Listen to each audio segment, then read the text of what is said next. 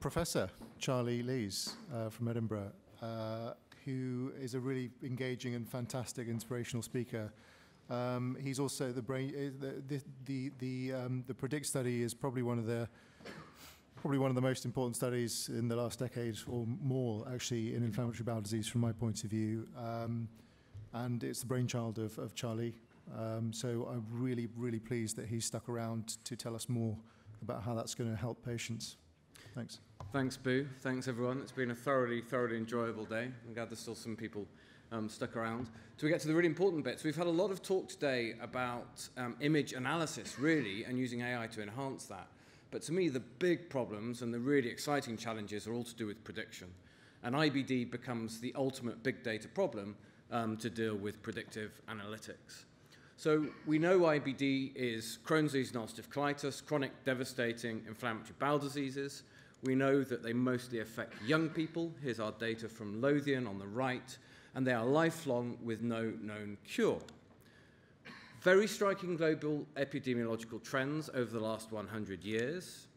And we have in the West this issue now of compounding prevalence, stable incidence levels, but a prevalence now of 0.79%, projected to go up to 1% within a decade, and more after that.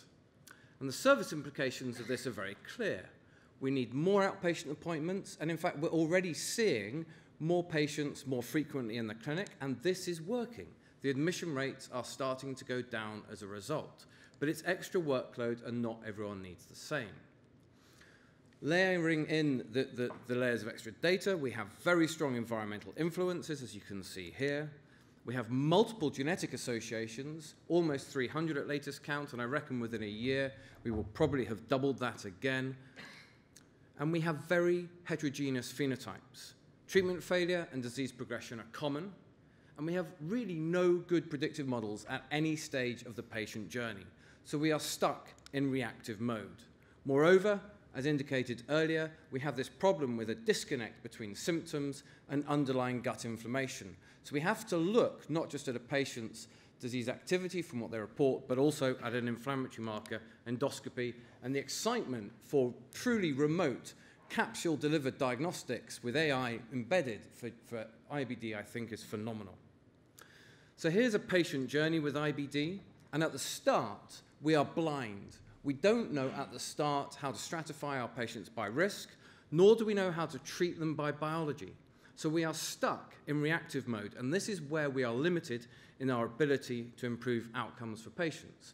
And these are the things that matter for our patients. They have symptoms, and they have symptoms that don't just affect their gut, they affect their whole body, and it's associated with low psychosocial well-being too, and this is costly for the patient and for society. Patients and we would ideally like to prevent IBD from developing in the first place. But this is our moonshot, and I think this is 30, 40, 50 years away, if I'm honest, because we have no good markers for preclinical disease, nor do we know what we would do about it, nor do we know how long we would need to keep people in an at-risk state or free from disease. But perhaps, if we can get things right at diagnosis and stratify by risk, treat by biology, and prevent disease from flaring, then we can get very close to something that looks much, much better for patients, getting rid of flares, getting rid of the evolution of disease over time, and that would improve things for us in the healthcare system, but most importantly, it would improve things for patients and their symptoms that they develop. So briefly, how do we stratify by risk to overcome this massive disease heterogeneity that we see clinically and at every molecular level? Well, we're stuck. We have these Beaugery criteria that were described from clinical findings about 20 years ago now, and we've got stuck beyond that. So here's where we need to layer in the different omics data sets to try and properly understand what's going on. And these are truly big data problems that I won't go into more detail today. And then treating not blindly, not by guesswork or even educated guesswork, but treating by biology. Now that we have a choice of drugs and different mechanisms of action. And one of the truly exciting things about gastroenterology as a profession now is not just all this incredible technology involvement in endoscopy and in image recognition in AI, but the huge pharma investment in IBD, which is truly unparalleled, I think, at the moment.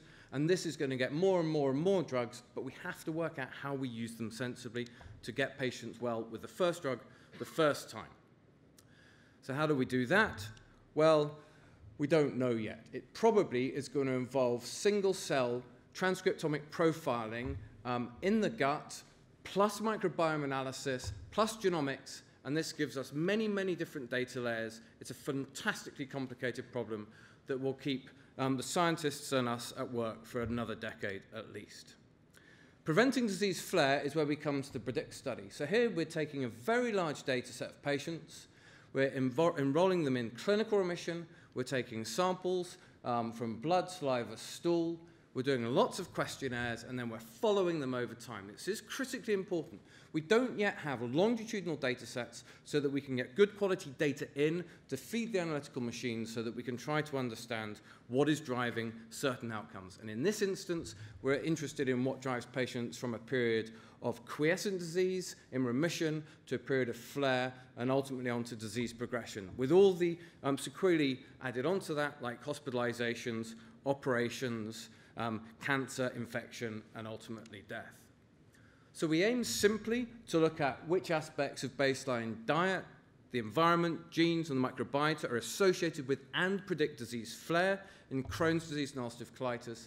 And a lot of what we're trying to do is to factor in the dietary component to this, as well as looking in the gut microbiome, as well as looking at the clinical phenotypes and various other aspects built into this too. Because it's heterogeneous, we have to go big. And probably still 3,100 patients will be underpowered for certain factors, but we're going to have a pretty good go with this. And we're pretty close now. We already have 2,500 patients enrolled from nearly 50 sites across England, Wales, Scotland, and Northern Ireland. It's designed to be a simple, scalable, remotely delivered study via digital tech. So patients enroll at site, and then everything else, all the digital questionnaires are done remotely. Samples, we can now collect and curate samples of stool for microbiome sequencing, for calprotectin measurement, for short-chain fatty acid, as well as saliva for whole genome sequencing. This can all be done remotely from the patients descended in at baseline and when they report a flare state. And you can see here the other basic parameters of the study. And at the moment, we're layering a number of digital questionnaires, and you'll see there are things here like exercise and sleep and quality of life.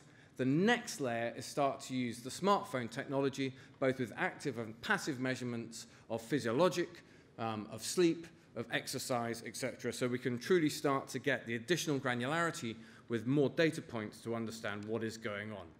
And with the tech embedded into the system, we can start to build a two-way knowledge, two-way data exchange with patients. So as we get predictive capacity, we can start to feed it to patients, and we can start to test things as we move along.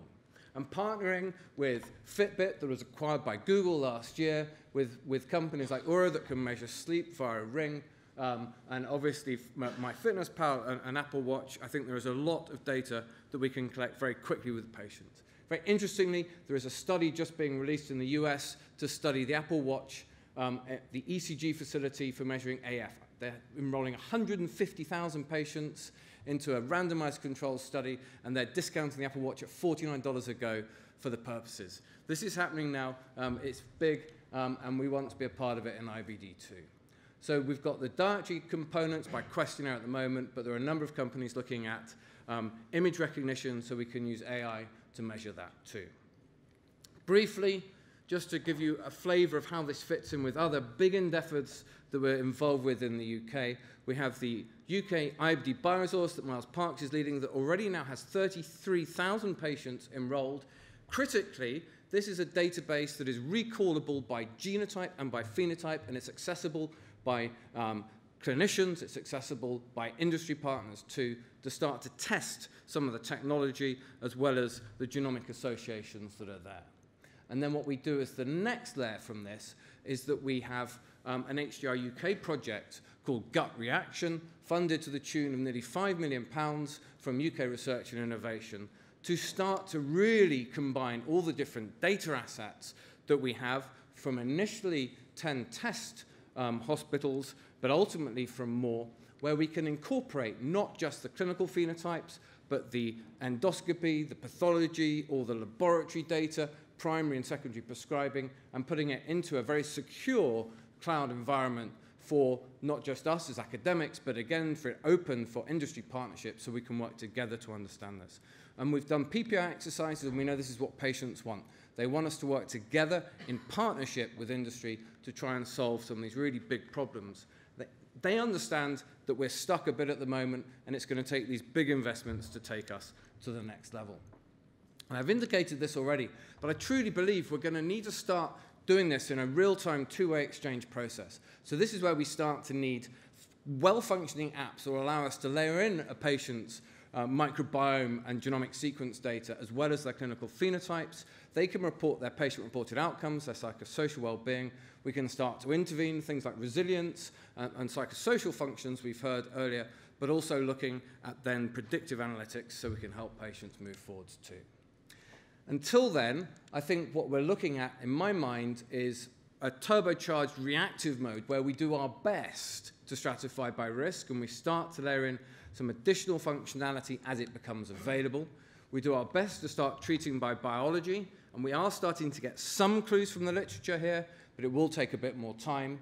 And then we do what we've become very, very good at doing, which is reactively but rapidly monitoring, adjusting in a treat-to-target manner so that we don't leave people stuck like we did 10, 20 years ago with ongoing silent, grumbling inflammation that leads to increasing structural bowel damage and ultimately irreversibility, surgical resections, and increased morbidity and lower psychosocial health as a result.